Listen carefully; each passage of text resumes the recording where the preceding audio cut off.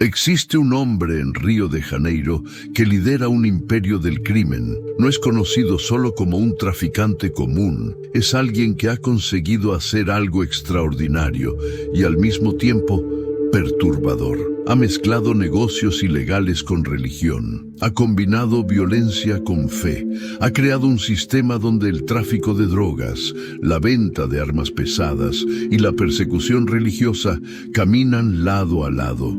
Su nombre es Álvaro Malaquia Santa Rosa, pero el mundo lo conoce por el apodo Peixão. Este es un documental que va a explorar la historia de uno de los traficantes más buscados de Brasil, un hombre que a sus 34 años de edad ha conseguido consolidar un poder que afecta la vida de aproximadamente 140.000 personas. Vamos a empezar con los hechos. Peixão no es un nombre cualquiera en el mundo del crimen. Es un nombre que inspira miedo, respeto y repugnancia simultáneamente. Las autoridades le señalan como el líder del Tercer Comando Puro, que es una facción criminal que disputa el control de territorios en Río de Janeiro con otras organizaciones, principalmente con el Comando Rojo, Comando Vermelho. Lo que hace diferente a Peixão de otros traficantes es que ha logrado algo que pocos en el mundo del crimen consiguen.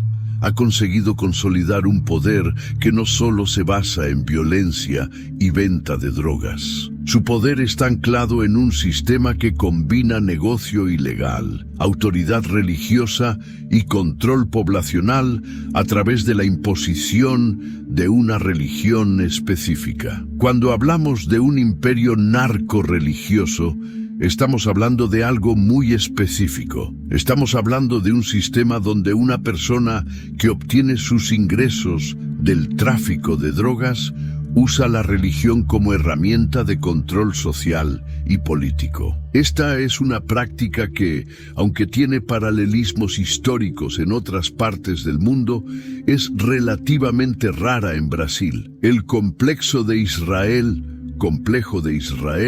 es el lugar donde Peixão ejerce su poder. Este es un conjunto de favelas ubicado en la zona norte de Río de Janeiro.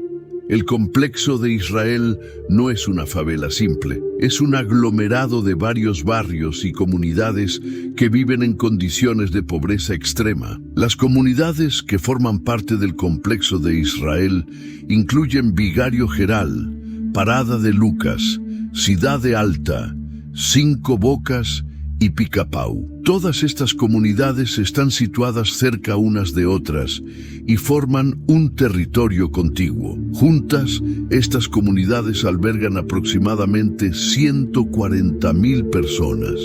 Se trata de personas que viven en casas pequeñas, sin infraestructura adecuada, muchas veces sin saneamiento básico, sin acceso a una educación de calidad y en situación de pobreza crónica. El complejo de Israel es uno de los territorios donde el poder del Estado es débil o inexistente. Es un lugar donde la policía tiene presencia limitada, donde las bandas criminales ejercen poder y donde las normas sociales comunes son frecuentemente sustituidas por las normas impuestas por los traficantes. Peixão ha conseguido establecer su dominio sobre este territorio a través de una combinación de violencia extrema, control económico, a través del tráfico de drogas e imposición de una ideología religiosa fundamentalista. Lo que hace que el caso de Peixão sea particularmente aterrador y digno de documentación es el hecho de que no está solo cometiendo crímenes, está creando un sistema totalitario dentro de una comunidad de 140.000 personas. Está decidiendo qué religiones están permitidas y cuáles no. Está decidiendo cómo las personas deben comportarse, lo que deben creer y cómo deben vivir sus vidas espirituales. Para entender cómo Peixão ha conseguido alcanzar el nivel de poder que posee actualmente, necesitamos retroceder en el tiempo y entender cómo empezó todo. No existe mucha información pública detallada sobre la infancia o adolescencia de Álvaro Malaquia Santa Rosa. Pero lo que sí sabemos es que es un hombre que nació y creció en un ambiente de pobreza extrema. Río de Janeiro, particularmente la zona norte, es una región históricamente marcada por la desigualdad económica y social. Los niños que nacen en las favelas de Río de Janeiro se enfrentan desde muy temprano a perspectivas limitadas. La educación es deficiente. Las oportunidades de empleo formal son escasas. La violencia es constante. En este contexto, para algunos jóvenes, la única opción que parece viable es la entrada en el mundo del crimen. Paixão siguió este camino. En algún momento de su vida se metió en el mundo del tráfico de drogas. Probablemente comenzó como un vendedor callejero, alguien que vendía pequeñas cantidades de drogas en esquinas y callejones. Pero Paixão tenía ambiciones mayores, tenía inteligencia, determinación y sobre todo una disposición a usar la violencia extrema para lograr sus objetivos. Con el tiempo ascendió en las filas del crimen, pasó de vendedor callejero a gerente de punto de venta, de gerente de punto a coordinador de una región, de coordinador de una región a líder de una facción. Este es un patrón común en el mundo del tráfico, pero lo que diferencia a Paixão es que mientras otros líderes de facciones se centraban simplemente en vender drogas y ejercer control territorial mediante la violencia, Paixão decidió añadir un elemento nuevo. Decidió usar la religión como herramienta de control. La religión evangélica, particularmente la vertiente más fundamentalista, se convirtió en su arma elegida. Es fundamental comprender que no estamos hablando de religión genuina en el sentido de fe espiritual sincera. Estamos hablando de la religión como una herramienta de control político y social. Paixão se declara evangélico, pero su objetivo al imponer el evangelicalismo no es convertir a la gente a Cristo. Su objetivo es crear un sistema de control que use la religión como justificación. Se dio cuenta de que las personas son más fácilmente controlables cuando se les puede hacer creer que sus acciones tienen aprobación divina. Si puedes convencer a la población de que vender drogas es la voluntad de Dios, si puedes convencer a la población de que perseguir religiones diferentes es la voluntad de Dios, entonces tienes un sistema de control mucho más eficiente que solo la fuerza bruta. Paixão comenzó a imponer su versión del evangelicalismo fundamentalista en el complejo de Israel. Ordenó el cierre de templos católicos, ordenó el cierre de terreiros de candomblé, ordenó el cierre de centros de umbanda, declaró que solo su versión del evangelicalismo estaba permitida en el territorio bajo su control. Las personas que practicaban religiones de matriz africana fueron perseguidas, amenazadas y, en algunos casos, expulsadas de sus casas. Los líderes religiosos de otras denominaciones fueron intimidados. Sacerdotes católicos fueron confrontados y amenazados. Las personas que desafiaban esta imposición religiosa eran castigadas con violencia. Este fue el comienzo del imperio narcorreligioso de Paixão.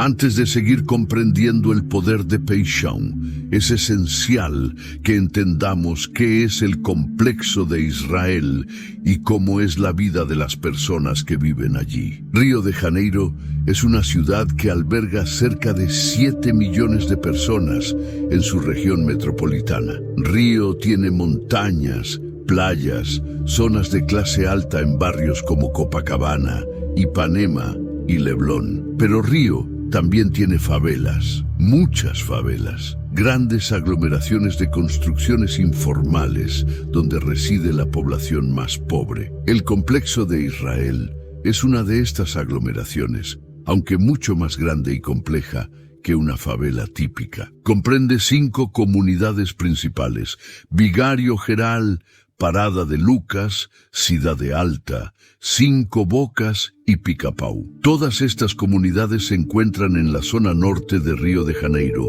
concretamente en la región conocida como Zona da Leopoldina. Juntas, forman un territorio prácticamente contiguo, con aproximadamente 140.000 habitantes. La población del complejo de Israel está compuesta principalmente por personas de bajos ingresos. Muchas familias viven en situación de extrema pobreza. Las casas son construcciones improvisadas, a menudo sin acabados adecuados. Muchas carecen de un saneamiento básico apropiado. La recogida de basuras es insuficiente. El acceso al agua potable es limitado. La educación es deficiente. Los hospitales y centros de salud son insuficientes. El desempleo es alto y las oportunidades de generar ingresos legítimos son escasas. En este contexto de pobreza extrema, el tráfico de drogas es una realidad. Gran parte de la gente que vive en el complejo de Israel o está directamente involucrada en el tráfico o vive en comunidades controladas por él. La economía de estas comunidades depende significativamente del dinero que circula a través de actividades ilegales. Cuando Peixão conquistó el control del complejo de Israel, no solo se apoderó de un territorio geográfico, conquistó el control sobre la vida de aproximadamente 140.000 personas.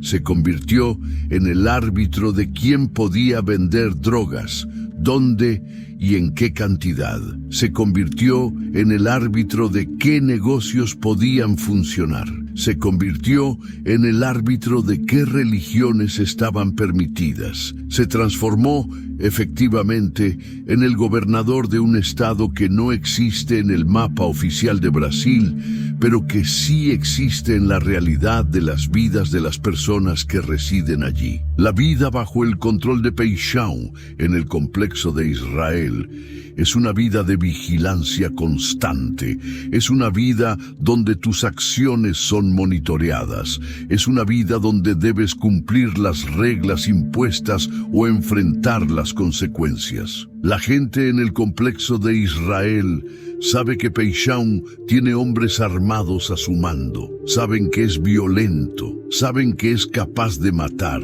Por lo tanto, la mayoría de las personas obedecen sus reglas, incluso si no están de acuerdo con ellas. La imposición de la religión evangélica fundamentalista es quizás la faceta más visible del control de Peixão. En un territorio donde la mayoría de la población históricamente practicaba el catolicismo, el espiritismo, el candomblé o la umbanda, de repente solo se permitía el evangelicalismo. Esto no ocurrió porque la gente decidiera convertirse voluntariamente. Ocurrió porque Peixão lo decretó. Las personas que deseaban seguir practicando sus religiones tradicionales se vieron obligadas a hacerlo en secreto o a abandonar el complejo de Israel. Este capítulo trata sobre un aspecto particularmente perturbador del dominio de Peixão: la utilización de la religión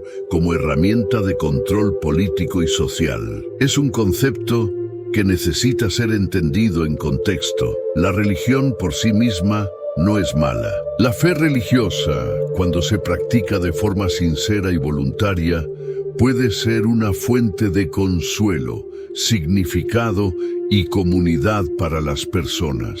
Sin embargo, cuando la religión es impuesta por la fuerza, se utiliza para justificar la violencia y para perseguir a minorías religiosas, entonces se convierte en una herramienta de opresión. Este es precisamente el caso de lo que Peixão está llevando a cabo en el complejo de Israel. Peixão se declara evangélico. El evangelicalismo es una vertiente del cristianismo protestante que enfatiza la importancia de la conversión personal, el renacimiento espiritual y una lectura literal de la Biblia. Hay muchos evangélicos sinceros que practican su fe de manera pacífica y respetuosa. No obstante, también existen corrientes del evangelicalismo que son extremistas, fundamentalistas e intolerantes con otras religiones, y Peixão pertenece a esta última categoría. Él no solo practica el evangelicalismo, sino una versión extrema y fundamentalista que es intolerante con cualquier otra forma de creencia religiosa. Peixão trata a otras religiones como enemigas que deben ser erradicadas de su territorio. Este comportamiento tiene precedentes históricos, como la Inquisición española o los conflictos durante la Reforma protestante, donde las religiones que obtienen poder político a menudo intentan eliminar a sus rivales. Lo que Peixão está haciendo es un eco moderno de estos eventos históricos. En el complejo de Israel, las acciones de Peixão contra otras religiones se manifiestan de varias maneras.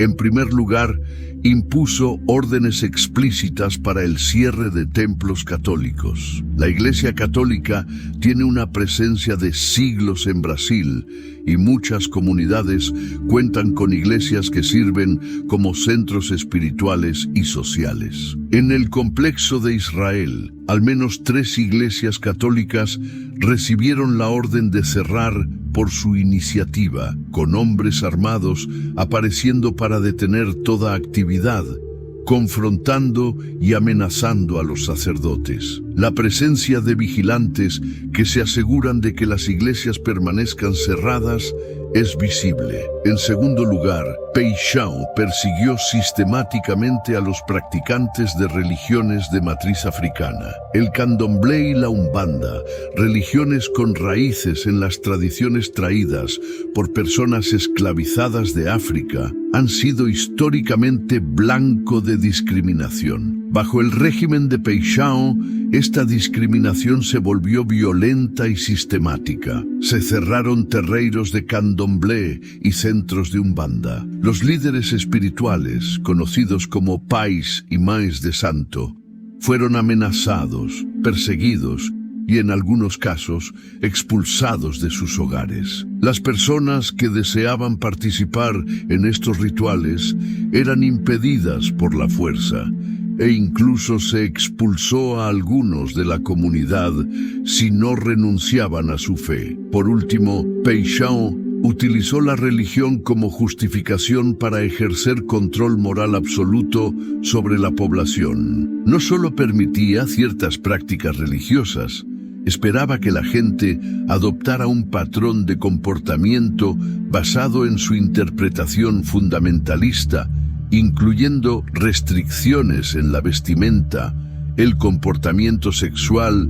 y la asistencia a locales nocturnos. Cualquiera que violara estos códigos morales podía enfrentarse a un castigo. Se trata de un sistema totalitario, un régimen que controla no solo las acciones políticas y económicas, sino también las vidas espirituales, morales y personales de sus habitantes. Las personas que viven en el complejo de Israel bajo el dominio de Peixão viven en un estado de vigilancia total, sin saber nunca cuáles son todas las reglas o cuándo serán castigados. Viven con miedo. Mientras la mayoría de las personas en el complejo de Israel viven en extrema pobreza, Peixão se enriquece inmensamente a través de sus operaciones criminales. Este capítulo trata sobre sus negocios y cómo transformó la venta de drogas en un imperio económico estructurado y sofisticado. La base de la riqueza de Peixão es la venta de cocaína, marihuana y otras drogas. Río de Janeiro es un centro importante para el tráfico internacional de estupefacientes. Las drogas producidas en países como Colombia y Perú se importan a Brasil, se procesan y luego se distribuyen. Las ciudades más grandes, especialmente Río de Janeiro y São Paulo, son mercados enormes para estas sustancias. Miles de personas consumen estas drogas en Río de Janeiro a diario. El dinero que pagan los consumidores pasa por una cadena de intermediarios hasta llegar a los dueños del tráfico, de los cuales Peixão es uno. Él controla la distribución en el complexo de Israel y otras zonas, y con 140.000 personas viviendo en su territorio, el volumen de ventas y por ende el lucro es enorme. Peixão no es solo un vendedor callejero, es un empresario del crimen. Posee una estructura organizacional con puntos de venta, distribuidores, cobradores y personal de seguridad, con una jerarquía clara. Es un negocio estructurado como una empresa legítima, aunque totalmente ilegal. Los ingresos que genera Peixão son sustanciales.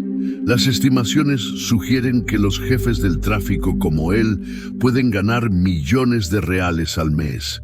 Este dinero necesita ser gastado, invertido u ocultado. Aquí es donde entra otro aspecto de su criminalidad: la inversión en bienes de lujo. Construye mansiones, compra coches caros y colecciona electrónica de alta tecnología. Vive un estilo de lujo extremo mientras la población bajo su control padece pobreza extrema. Esto es un símbolo del sistema corrupto en que vivimos, una muestra de cómo la riqueza puede acumularse a través del crimen, mientras la mayoría sufre. Uno de los ejemplos más notorios de su ostentación es lo que la policía llamó el resort de lujo. En marzo de 2025, durante una operación policial en el complejo de Israel, se descubrió una propiedad de alto standing construida dentro de la favela. Este inmueble contrastaba fuertemente con las casas de madera y ladrillo circundantes. Era una construcción moderna y bien acabada, con múltiples habitaciones, piscina y áreas de ocio. Era un lugar donde Peixão se escondía, se recreaba y conducía negocios, un símbolo visible de su poder y riqueza. Durante aquella operación, la policía demolió el inmueble como parte de la estrategia para combatirlo. Sin embargo, más importante que el lujo personal de Peixão es la sofisticación de su esquema de importación de armas. Este es quizás el aspecto más perturbador de su imperio criminal. Peixão no solo vende drogas, también importa armas pesadas y sofisticadas, fusiles de asalto, rifles de precisión, drones de guerra y equipos antidrones. Ha establecido un sistema que permite que armamento militar llegue a las favelas de Río de Janeiro de forma regular. Este es un esquema complejo que involucra contactos internacionales, negociaciones sofisticadas, logística avanzada y un sistema de pago coordinado. Según investigaciones de la Policía Federal, Peixão negocia directamente con proveedores internacionales. Los audios obtenidos muestran a Peixão negociando la compra de drones y equipos antidrones, utilizados para vigilar operaciones criminales, defenderse de la policía y atacar a facciones rivales. Lo más sorprendente es que las armas se entregan a través de empresas legítimas de transporte. Los fusiles y drones llegan en paquetes normales, a menudo con código de seguimiento, como si fueran compras legítimas por Internet. Este nivel de sofisticación es raro y sugiere que Peixão tiene contactos no solo con otros criminales, sino potencialmente con personas que trabajan en empresas de transporte legítimas, lo que indica corrupción en múltiples niveles. La existencia de este esquema de importación de armas pesadas representa un riesgo extraordinario para la seguridad pública. Los fusiles de asalto y los drones de guerra no son armas defensivas, son armas de ataque que pueden ser usadas para la matanza masiva, para derribar helicópteros policiales y para cometer atrocidades. El hecho de que Peixão tenga acceso a estas armas lo hace extraordinariamente peligroso, no solo para el complejo de Israel, sino para toda la ciudad de Río de Janeiro. La presencia y el poder de Peixão en el complejo de Israel no han pasado inadvertidos para las autoridades brasileñas. El gobierno estatal, la Policía Federal y las policías civil y militar han intentado detener a Peixão a través de operaciones militares e investigaciones criminales. Este capítulo trata sobre dichas operaciones y cómo el Estado ha intentado combatir su imperio. La primera gran operación que atrajo la atención pública ocurrió el 12 de febrero de 2025. Aquel miércoles, que comenzó como un día normal en Río de Janeiro, se transformó en un día de caos cuando los traficantes del complejo de Israel, bajo el mando de Peixão, cerraron simultáneamente dos de las principales arterias de tráfico de la ciudad, la Avenida Brasil y la Línea Vermelha. Para entender la importancia de esto, hay que saber que ambas vías son críticas para la movilidad urbana de Río, y su cierre provocó que el tráfico de la ciudad colapsara. Los coches quedaron atrapados en atascos, la gente no podía llegar al trabajo y las ambulancias con pacientes heridos no lograban pasar. La ciudad se detuvo. Este episodio fue significativo porque demostró el nivel de poder de Peixão. Logró coordinar las acciones de los traficantes para cerrar las dos vías principales. No fue un acto espontáneo, sino una acción coordinada que la policía investigó posteriormente como posible terrorismo, ya que lo que Peixão y sus hombres hicieron podría clasificarse como un ataque terrorista. Utilizaron la fuerza y la amenaza para crear miedo y paralizar una ciudad entera. Fue una demostración de poder, una advertencia. Peixão estaba diciendo a Río de Janeiro que tenía la capacidad suficiente para detener la ciudad. Después de esta operación en febrero, la policía de Río de Janeiro y la Policía Federal intensificaron sus esfuerzos. En marzo de 2025, pocas semanas después del cierre de las vías, se lanzó una operación policial masiva contra el complejo de Israel y contra las operaciones específicas de Peixão. Esta operación involucró a cientos de policías, helicópteros, intensos tiroteos, la demolición de estructuras ilegales y arrestos, con 8 personas detenidas. La operación resultó en un intenso tiroteo entre la policía y los traficantes, varios de los cuales fueron heridos y al menos uno resultó muerto. Varias casas fueron dañadas por los disparos. El resort de lujo que mencionamos antes fue demolido durante esta operación. La propiedad de alto nivel que Peixão había construido fue literalmente derribada por la policía como un símbolo de que sus operaciones no serían toleradas. Un símbolo religioso que estaba en el lugar también fue destruido, lo cual fue simbólico porque mostraba que la policía reconocía que parte del poder de Peixão estaba arraigado en su imposición religiosa. Al destruir el símbolo, la policía enviaba un mensaje claro. A pesar de todo esto, Peixão consiguió escapar.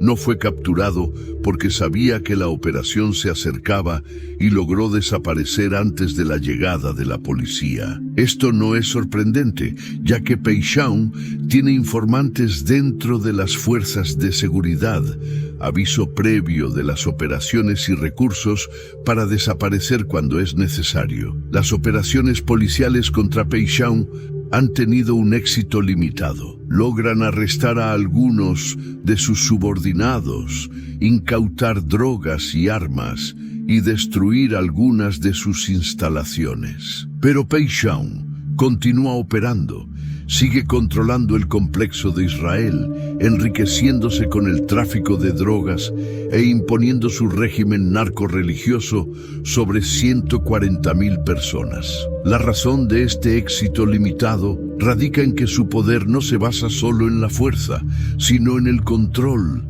el miedo y la aceptación, aunque sea a regañadientes, de la población de su territorio. Mientras la gente en el complejo de Israel tenga miedo de confrontar a Peishon, se sienta sin opciones y continúe obedeciendo sus reglas por temor, Peishon permanecerá en el poder. La policía puede llevar a cabo operaciones y arrestar a personas, pero mientras no consiga ganarse la confianza de la población, ofrecer alternativas económicas y establecer una presencia estatal adecuada, Peishon continuará reinando. Uno de los aspectos más perturbadores del dominio de Peishon es la forma en que mantiene el control a través de la violencia. No se trata de violencia común, es violencia extrema, tortura y ejecución. Según las investigaciones de las autoridades,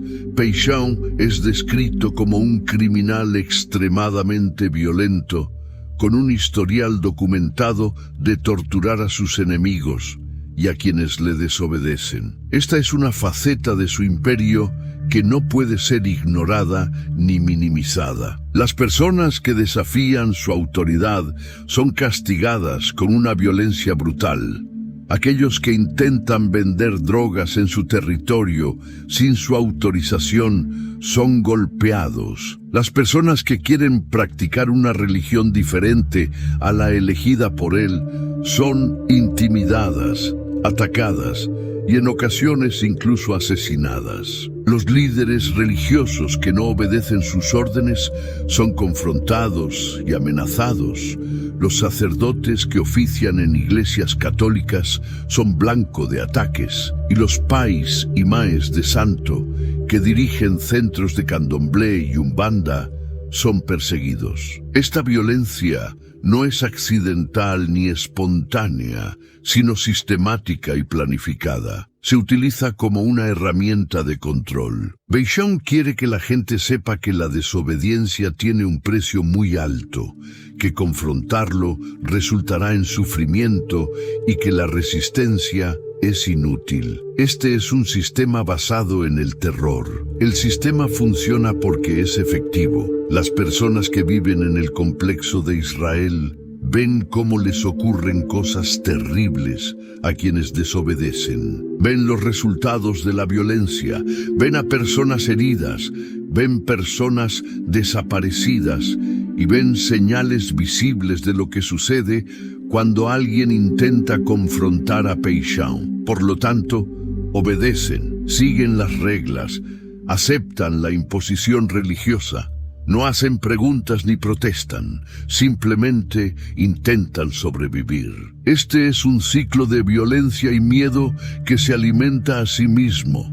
La violencia crea miedo, el miedo crea obediencia, y la obediencia se recompensa con la ausencia inmediata de violencia, aunque la amenaza permanezca constantemente presente. Para las personas que viven diariamente con esta amenaza, la vida se convierte en algo centrado únicamente en la supervivencia. La gente no piensa en aspiraciones futuras, ni en mejorar sus vidas, ni en educación o desarrollo personal. Solo piensan en cómo pasar otro día sin ser víctimas de la violencia. Es una calidad de vida reducida a su nivel más básico. Para entender verdaderamente lo que significa vivir bajo el dominio de Peishon, necesitamos escuchar las voces de las personas que viven diariamente bajo este régimen. Son personas que se despiertan cada mañana sabiendo que su libertad es limitada. No pueden practicar la religión que eligen, no pueden salir de sus casas a ciertas horas y viven en constante vigilancia. Las historias de estos residentes revelan la cruda realidad de un totalitarismo cotidiano que afecta cada aspecto de sus vidas. Según reportajes periodísticos e investigaciones de organismos de derechos humanos, los habitantes del complejo de Israel, bajo el control de Peishon, relatan una serie de restricciones y persecuciones. Muchos describen la vida como una cárcel al aire libre. Describen lo que es vivir sabiendo que alguien está siempre observando lo que haces, cómo te vistes, a dónde vas y con quién hablas. Describen el miedo constante y la falta de libertad de expresión. No se puede criticar a Peishon, cuestionar sus órdenes, ni conversar con los vecinos sobre asuntos que puedan considerarse cuestionadores. Los residentes relatan que hay personas que funcionan como informantes, vecinos que denuncian a otros que violan las reglas de Peishon. Esto crea una atmósfera de desconfianza total. Las mujeres enfrentan restricciones específicas basadas en interpretaciones fundamentalistas de la religión. Muchas informan que se les ha ordenado cubrir sus cuerpos completamente. Algunas relatan que se les ha prohibido trabajar fuera de casa o estudiar, e incluso que han tenido que aceptar matrimonios arreglados según las preferencias de Peishon. Los niños también sufren bajo el régimen, obligados a asistir solo a escuelas que enseñan el evangelicalismo fundamentalista, donde el ambiente se centra en el adoctrinamiento religioso más que en la educación de calidad. Los niños que cuestionan o provienen de familias de otras religiones sufren discriminación. Los ancianos, muchos con raíces en la Iglesia Católica o en religiones africanas, han sido obligados a abandonar sus prácticas espirituales de toda una vida. Las personas con discapacidades o problemas de salud mental enfrentan la falta de acceso a cuidados adecuados, porque los centros de salud han sido cooptados por la estructura religiosa de Peishon. En lugar de recibir atención médica apropiada, a menudo se les orienta a buscar una cura espiritual, lo que puede significar la muerte para quienes necesitan tratamiento urgente. La comunidad LGBTQ enfrenta una persecución extrema. Los homosexuales son blanco de violencia. Las personas transgénero son expulsadas y las parejas del mismo sexo son forzadas a separarse. La realidad es que las personas que viven en el complejo de Israel bajo el dominio de Peishon viven vidas reducidas y limitadas. Viven en pobreza, con miedo y sin una libertad genuina. El acceso a servicios esenciales, a una educación de calidad y a oportunidades económicas es inadecuado. La perspectiva de futuro es sombría. Para muchos niños, el futuro ya está predeterminado. Muchos niños varones siguen el camino de convertirse en traficantes y muchas niñas siguen el camino de ser esposas de traficantes. Hay pocos caminos alternativos. Este es el legado que deja Peishon.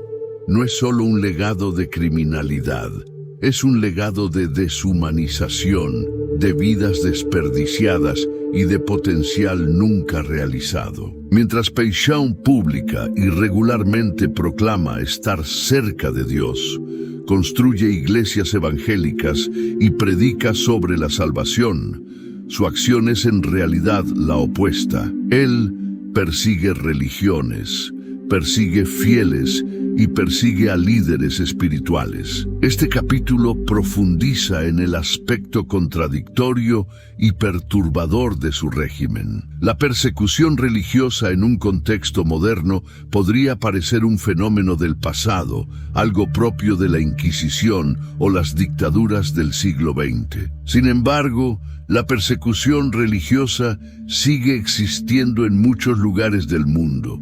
El complejo de Israel bajo el dominio de Peishon es uno de ellos. La Iglesia Católica es quizás el objetivo más visible de su persecución. Esto es irónico, dada su posición como religión dominante en Brasil durante siglos, con una presencia establecida antes de que el país existiera. Sin embargo, en el complexo de Israel, esa presencia de siglos ha sido sistemáticamente eliminada. Según informes, al menos 3 iglesias católicas que funcionaban allí han recibido órdenes de cierre. Hombres armados confrontaron a sacerdotes, impidieron la entrada a los fieles y retiraron los símbolos religiosos. Está claro que la persecución no se dirige solo contra las instituciones, sino contra la fe en sí misma. Los católicos se ven impedidos de ir a misa o recibir sacramentos. Se ven obligados a renunciar a su fe o a practicarla en secreto. Las religiones de matriz africana sufren una persecución aún más extrema. El candomblé, una fe con profundas raíces en Brasil que mantiene viva la herencia cultural africana, está prohibido. Sus terreiros, lugares de práctica, han sido cerrados y los líderes religiosos, pais y maes de santo, han sido amenazados e incluso expulsados. La gente que desea mantener estas tradiciones debe hacerlo en secreto, realizando rituales en sus casas por la noche, lo que representa una pérdida cultural significativa. El mismo destino sufre la Umbanda, cuyos centros han sido cerrados y sus médiums perseguidos. Incluso el espiritismo y otras religiones minoritarias, como el hinduismo y el budismo, son desalentadas o prohibidas. Solamente se permite el evangelicalismo fundamentalista, la versión específica aprobada por Paixão. La persecución no se limita a cerrar instituciones, incluye violencia contra personas. Sacerdotes que continúan celebrando misas secretas son blanco de atentados. Los líderes religiosos de las religiones africanas que siguen realizando rituales son agredidos.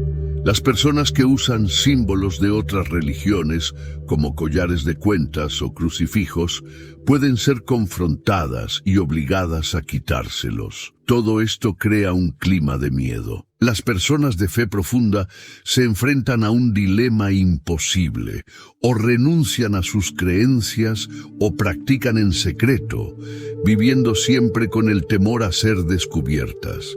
Esta persecución no es solo una violación de la libertad religiosa, es una violación de derechos humanos fundamentales. Bajo la ley internacional, la persecución religiosa es reconocida como un crimen contra la humanidad.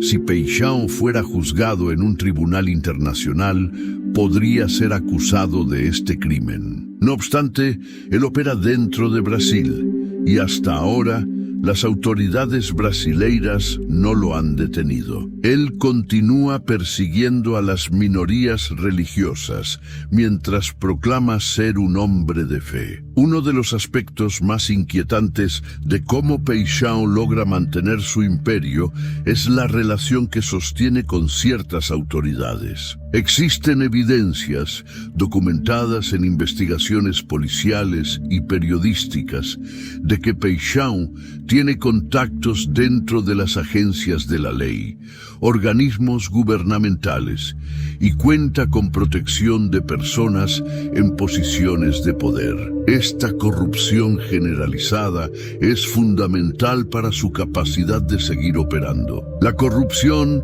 no es nueva en Brasil, que tiene un historial bien documentado de corrupción institucional. Políticos que roban dinero público, empresarios que sobornan a jueces y policías que aceptan mordidas de criminales. Este sistema corrupto crea el ambiente perfecto para que Paixão prospere. Hay varios ejemplos documentados de cómo esta corrupción lo beneficia. Primero, hay evidencia de que Paixão tiene informantes dentro de la Policía Civil de Río de Janeiro. Los agentes que reciben dinero le alertan cuando se planean operaciones, dándole tiempo para desaparecer y reorganizar su operación. lo que explica por qué, a pesar de múltiples intervenciones, Peixão nunca ha sido capturado. Segundo, hay evidencia de que tiene contactos dentro de agencias federales, como la Policía Federal. En investigaciones, se descubrieron audios de personas cercanas a Peixão negociando con agentes federales, sugiriendo el pago de sobornos y la oferta de protección. Si esto es cierto, implica que Peixão tiene protección incluso en los niveles más altos de la ley federal. Tercero, hay evidencia de que tiene contactos dentro del Ministerio Público, lo que le permite obtener información privilegiada sobre las investigaciones. Cuarto, existen evidencias de conexiones entre Peixão y políticos electos, ya que donó dinero ilegalmente a campañas políticas, sugiriendo que cree que sus donaciones compran protección política e impunidad.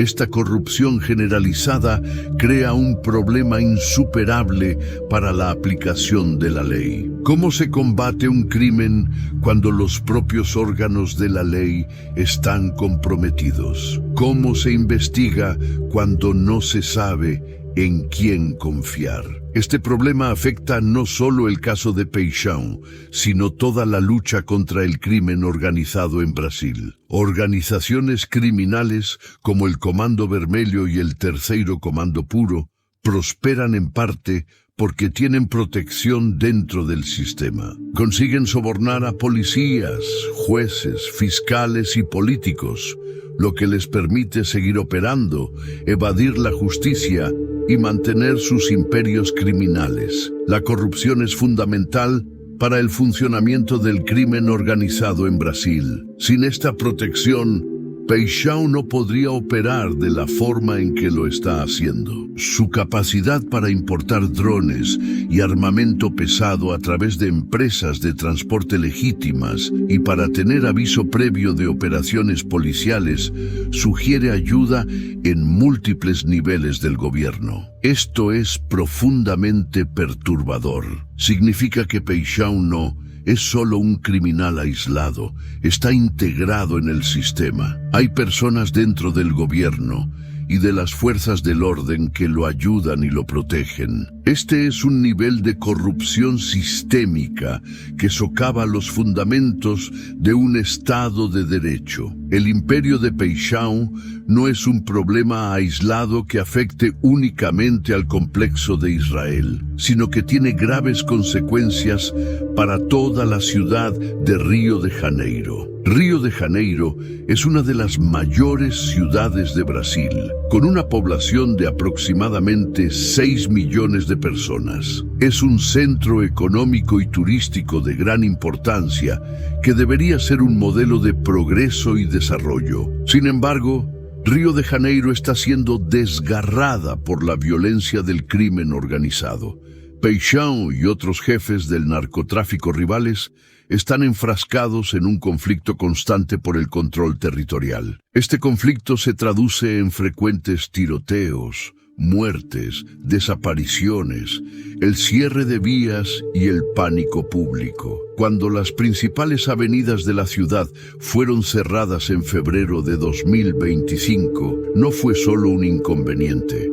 Fue un colapso de la seguridad pública. Fue una demostración de que ciertos individuos criminales tienen poder suficiente para paralizar una ciudad de 6 millones de personas. Esto es extraordinario e inaceptable, pero sucedió. La consecuencia directa fue el perjuicio al comercio. Las empresas perdieron ventas porque los clientes no podían llegar a las tiendas.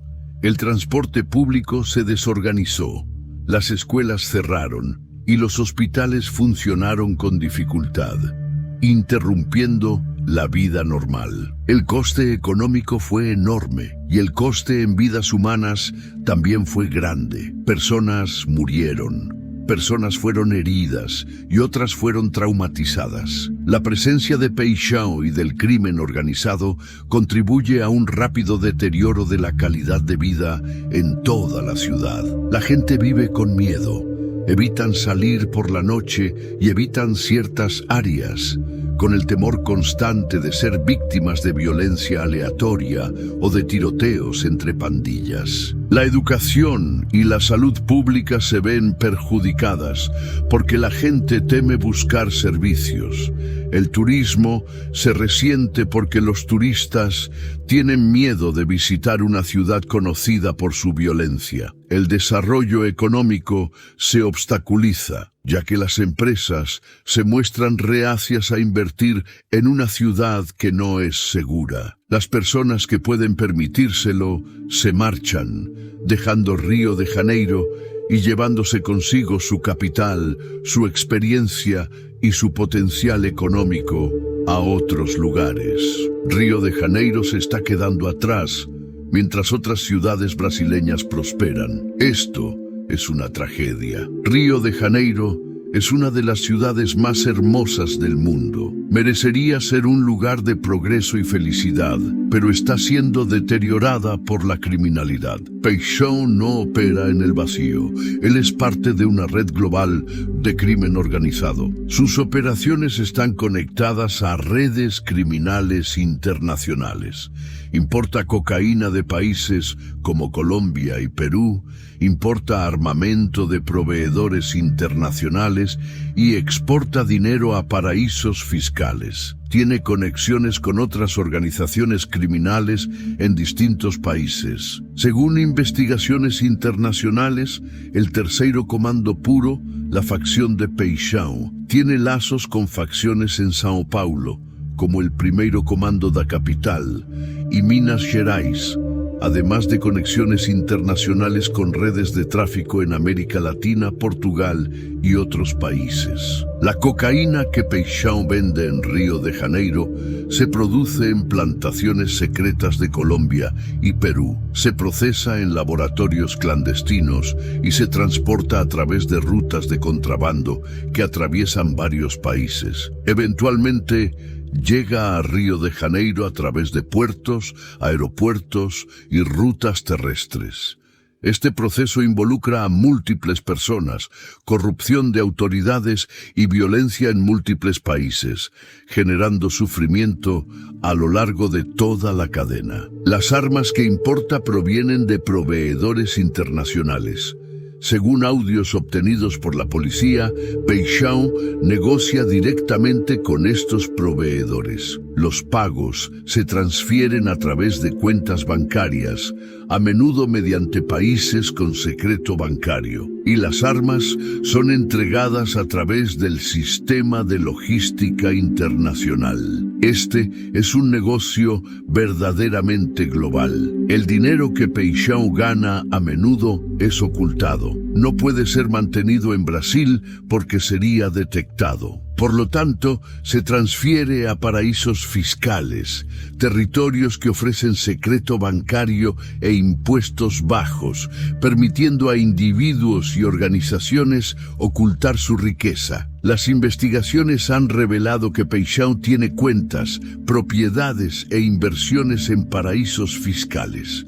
Su riqueza no se limita a Brasil. Está dispersa globalmente. La red global de crimen de Paixão es un ejemplo de cómo funciona el crimen organizado moderno. No es solo local, sino global, interconectado y sofisticado. Involucra múltiples países, múltiples jurisdicciones y múltiples agencias de aplicación de la ley. Esto lo hace extremadamente difícil de combatir.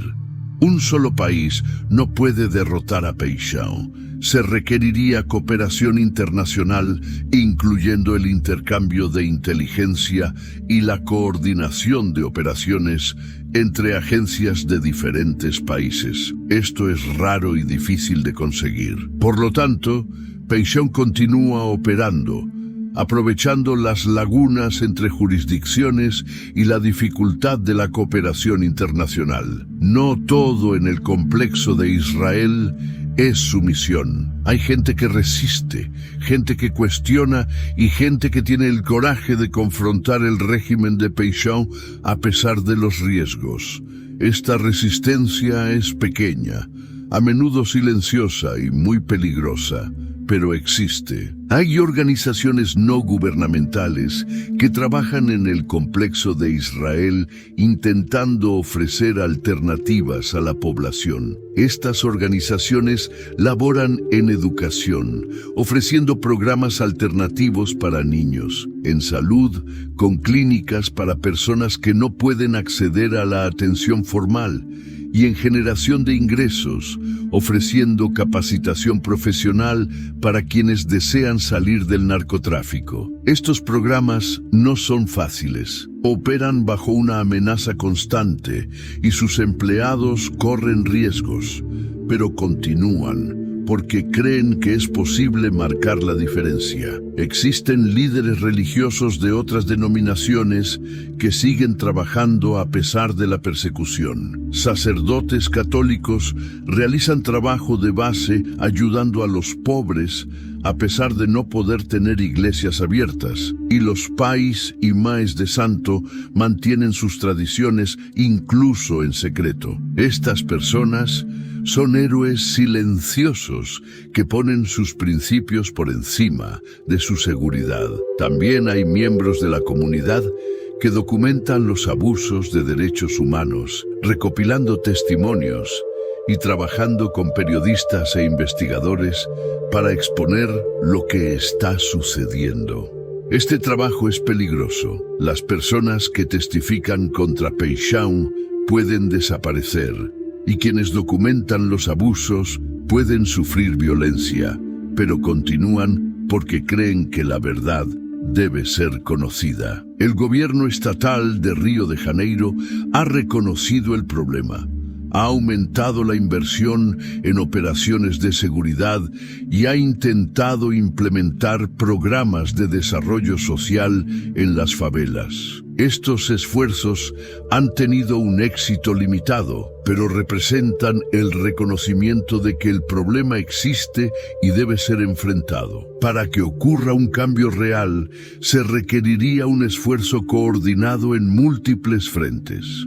Operaciones de seguridad para remover a los elementos criminales violentos, desarrollo de infraestructura para mejorar las condiciones de vida e inversión en educación de calidad, creación de empleo, salud mental y apoyo social. Sería fundamental el respeto por la libertad religiosa y los derechos humanos, y la limpieza de la corrupción dentro del gobierno y la policía. Se requeriría una voluntad política genuina para enfrentar el problema de forma permanente. Este es un desafío monumental. Es más fácil ignorar el problema y dejar que el crimen organizado siga operando, pero el precio de la inacción es el sufrimiento continuo de 140.000 personas, la perpetuación de un régimen totalitario y la aceptación de que una parte de Brasil está fuera del control del Estado. La posibilidad de cambio existe, pero requiere voluntad, recursos, compromiso y coraje. Para entender verdaderamente a Peishaun y su imperio, necesitamos comprender el sistema que le permite existir. Peishaun no es un accidente ni una aberración. Es un producto de un sistema mayor que está fundamentalmente roto. Este capítulo ofrece un análisis profundo de los factores estructurales que permiten que personas como Peishaun construyan imperios criminales en Brasil. El primer factor es la desigualdad económica extrema. Brasil es un país profundamente desigual. Un pequeño porcentaje de la población controla una proporción enorme de la riqueza, mientras una gran parte vive en la pobreza. Esta brecha entre ricos y pobres crea un ambiente donde el crimen prospera. Cuando la gente carece de perspectivas legítimas para mejorar sus vidas, sin acceso a educación ni empleos bien remunerados, a menudo recurre al crimen como una forma de supervivencia. Peishaun se aprovecha de esta realidad, ofrece empleos en el narcotráfico y una fuente de ingresos que, por lo general, supera lo que recibirían en trabajos formales de baja cualificación. Por lo tanto, a pesar de los riesgos, muchas personas se unen al tráfico. El segundo factor es la debilidad de las instituciones gubernamentales. El Estado brasileño, particularmente en las comunidades pobres de Río de Janeiro, es débil. La presencia policial y gubernamental es limitada, y la educación, la salud y la infraestructura son inadecuadas. Cuando el Estado falla en ofrecer seguridad y servicios básicos, la gente busca protección y servicios en otras organizaciones, que a menudo son criminales. Paixão ofrece protección, una forma de ley y orden, aunque injusta y violenta, y servicios sociales, llenando así el vacío que el gobierno dejó. El tercer factor es la corrupción sistemática. Como se mencionó anteriormente, la corrupción impregna el gobierno, la policía y el sistema judicial de Brasil. Las personas que deberían estar arrestando a criminales como Paixão están, en cambio, aceptando sobornos de ellos. Quienes deberían estar procesando a criminales los dejan libres o les ofrecen sentencias leves o nulas. Esta corrupción crea un ambiente en el que los criminales pueden operar con relativa impunidad.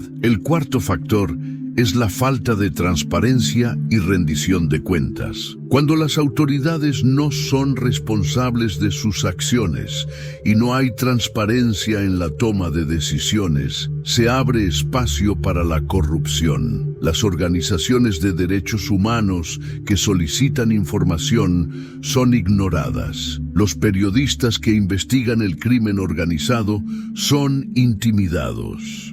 Los denunciantes que revelan corrupción son amenazados.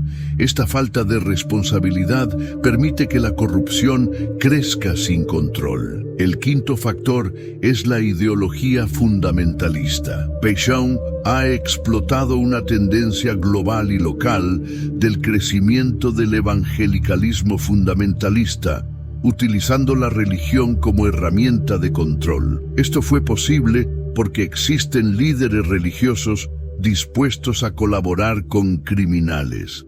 Hay pastores evangélicos que predican mensajes que benefician a Paixão y gente que cree sinceramente que la violencia está justificada si la lleva a cabo alguien que se declara cristiano. Esta mezcla de fundamentalismo religioso con crimen es particularmente tóxica, ya que permite que los crímenes sean racionalizados como si fueran la voluntad de Dios. El sexto factor es la falta de educación crítica. Si las personas que viven en el complejo de Israel tuvieran acceso a una educación de calidad que enseñe pensamiento crítico, análisis y cuestionamiento, podrían reconocer la manipulación, podrían cuestionar las narrativas que Paixão y sus aliados religiosos predican. Pero la educación de calidad no está disponible. En cambio, las personas reciben adoctrinamiento y por lo tanto aceptan las narrativas que se les presentan. El séptimo factor es el fracaso de los medios de comunicación masiva en cubrir el problema adecuadamente. Los medios brasileños a menudo se centran en escándalos políticos de alto nivel, crímenes cometidos por personas ricas y noticias que venden periódicos. La realidad diaria de las personas que viven bajo un régimen totalitario criminal en las favelas de Río de Janeiro rara vez se cubre en detalle. Por lo tanto, el público general sabe poco sobre esto, lo que significa que no hay presión política para que el gobierno tome medidas. Así, el problema continúa. Estos factores trabajan juntos para crear un ambiente donde Paixão puede prosperar. No es solo una cuestión de una persona mala haciendo cosas malas.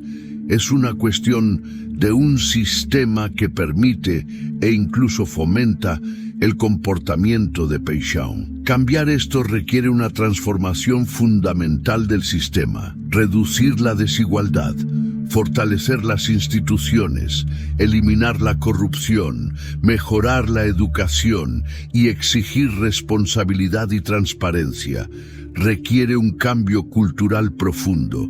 Es un desafío enorme, pero sin enfrentar estos desafíos sistémicos, Peixão es solo un síntoma de un problema mucho mayor. Llegamos al final de nuestro recorrido por la historia de Peixão, del Terceiro Comando Puro y del régimen narco-religioso que se ha construido en el complejo de Israel en Río de Janeiro.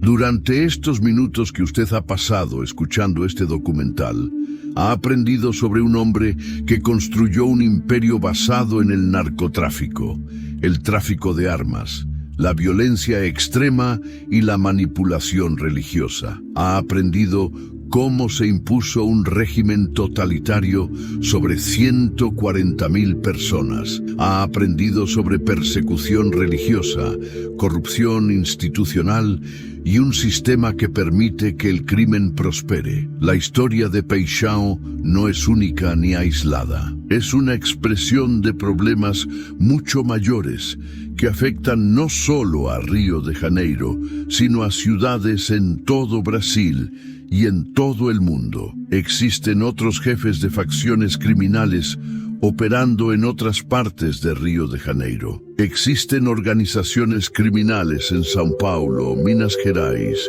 y otros estados brasileños.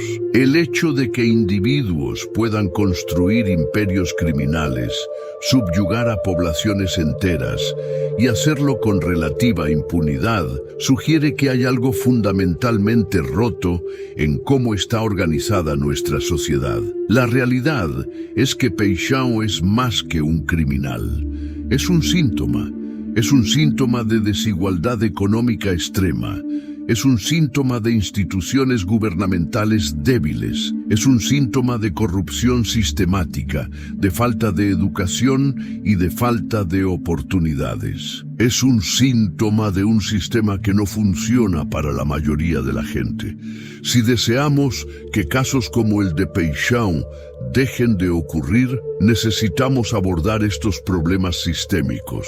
Necesitamos crear una sociedad con menos desigualdad, donde las oportunidades legítimas estén disponibles para todos, donde la educación sea posible y accesible, donde trabajar honestamente ofrezca una perspectiva de vida digna, donde las instituciones funcionen eficazmente y la corrupción sea castigada. Necesitamos una sociedad donde se respeten los derechos humanos y se garantice la libertad religiosa. Una sociedad donde el crimen organizado no pueda prosperar porque el Estado ofrece seguridad, justicia y oportunidades. Este no es un objetivo imposible. Hay países que han logrado crear sociedades así, donde el crimen organizado todavía existe pero no controla territorios enteros, donde la gente pobre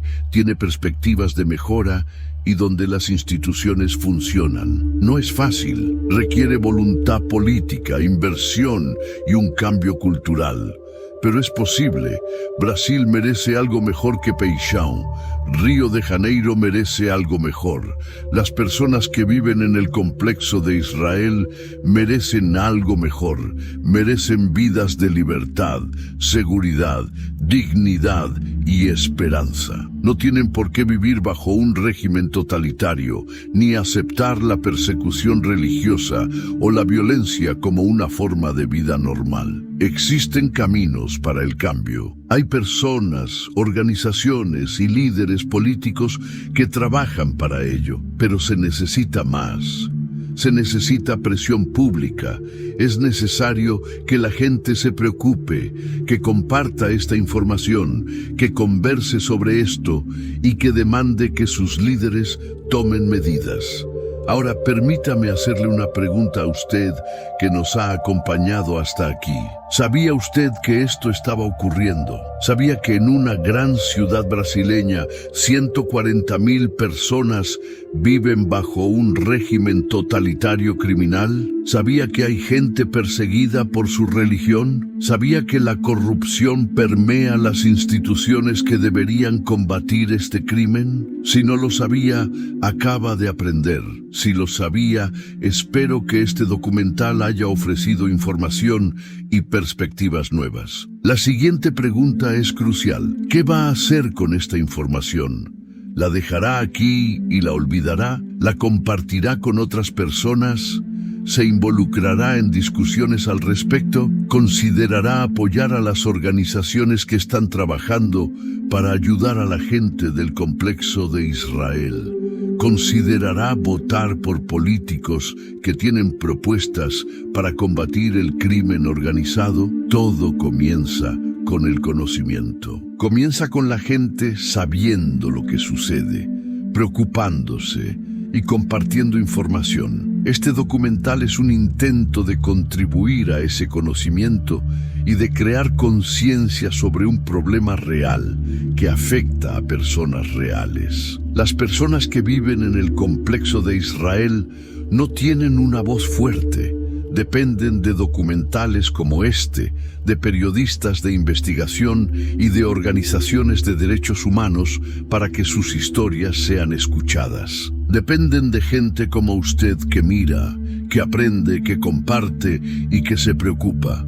Por lo tanto, una llamada final a la acción para usted. Si este documental ha marcado una diferencia, por favor, haga algo al respecto. Comparta esta información, comente con sus pensamientos y considere apoyar a las organizaciones que trabajan en las comunidades necesitadas de Brasil. Cada acción, por pequeña que parezca, contribuye a una mayor concienciación y potencialmente al cambio. La historia de Paixão no tiene un final feliz para la mayoría. La gente sigue sufriendo, el imperio sigue creciendo y la corrupción persiste. Pero una historia puede cambiar si las personas deciden cambiarla. Hay esperanza. Y a veces, la esperanza es suficiente para empezar. Gracias por dedicar estos minutos a aprender sobre esto. Que use lo que ha aprendido para contribuir de alguna forma a un mundo mejor.